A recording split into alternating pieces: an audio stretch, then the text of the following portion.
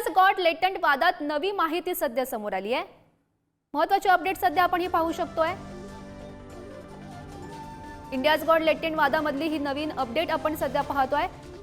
Ranveer Allahbadia phone बंद करून सध्या फरार आहे का अशी चर्चा सध्या रंगू लागलेली आहे, कारण खार पोलिसांनी अशी माहिती दिल्याचं सध्या पाहायला मिळत आहे।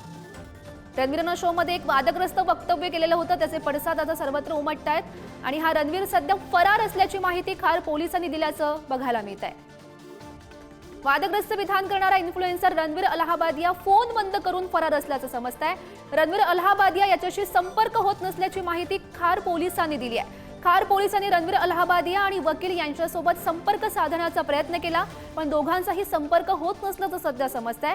रणवीरनं शो मध्ये केलेल्या वक्तव्यावरून हा वाद निर्माण झालेला होता आणि यानंतर या प्रकरणामध्ये खार पोलिसांनी 9 जणांचे जबाब नोंदवलेले आहेत। दरम्यान अशा लोकांच्या तोंडाला काळं फासून फटकारलं पाहिजे अशी प्रतिक्रिया भाजप आमदार राम कदम यांनी दिली। आई वडील हे साक्षात परमेश्वराचं रूप आहे आणि आई वडिलांविषयी इतकी अभद्र भाषा, इतके अभद्र विचार। अरे आई वडिलांचं स्थान आपल्यासाठी साक्षात देवाचं स्थान असलं पाहिजे।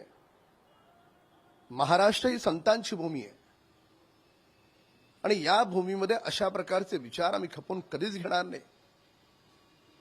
तर त्याच्यामुळे हा जो कोणी आहे व्यक्तिविशेष, त्याला युट्यूबचे पैसे मिळत होते ते काही कमी होते?